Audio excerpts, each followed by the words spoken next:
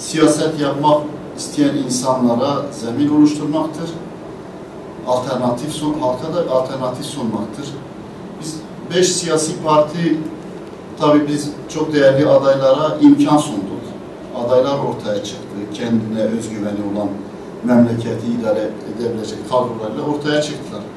Ancak kamuoyundaki genel algı, özellikle işte iktidar partisiyle bölgedeki BDP iki kutuplu dar bir siyasete doğru. İkisinin de çıkarları var bunda. Çünkü kazanma şansları %20, %10 iken bu şekilde %50'ye %50. Bu ikisinin de işine geldiği için bu dar siyasette toplumu gerdiğini gördük.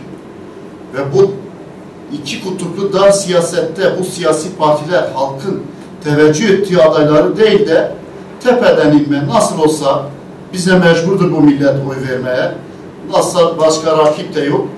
Biz de kamuoyunun bu duyarlılığına biz boş durmadık. Bu 5 siyasi parti çok değerli il başkanları görüşmelerimiz oldu.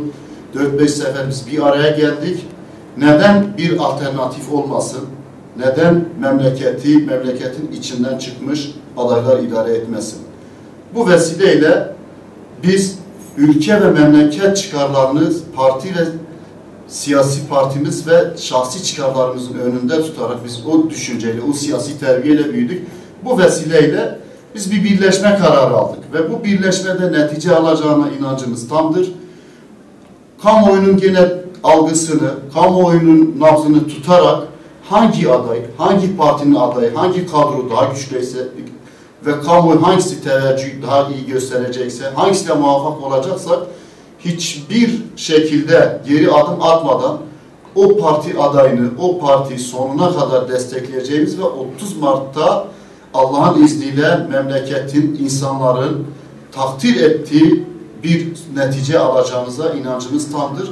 Biz o vesileyle bir araya geldik. Yani bu 5 siyasi parti biz büyük bir fedakarlık göstererek, büyük bir fedakarlıkla biz bir yola girdik ve muvaffak da olacağız. Hiçbir sıkıntı yok aramızda.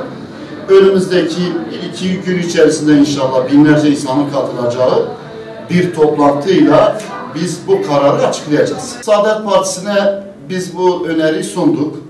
Saadet Partisi Başkanı kardeşimiz, o da toplantımıza katıldı. Yani ne dışımızdadır ne içimizdedir. Saadet Partisi tabanı da bize destek vereceğine inancımız tamdır. Yani Saadet Partisi'ne gönül vermiş insanların da biz tabanlarıyla görüşmelerimiz var. Sayın Başkan yani ne içimizde ne dışımızdadır. Ancak tabanın bize destek verdiğini, bu oluşuma destek vereceğini inancımız tamdır. Hürdava Partisi ile biz bir araya gelmedik.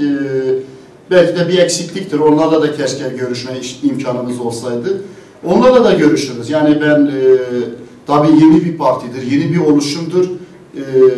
Belki de hepimiz dostuz, arkadaşız ama siyasi olarak bugüne kadar bir varlıkta herhalde bir araya geldik. Ama o kardeşlerimizi de ziyaret edip onların da bir çayını içeceğiz. Mutlaka bu teklifi onlara da sunacağız bu en kısa zamanda.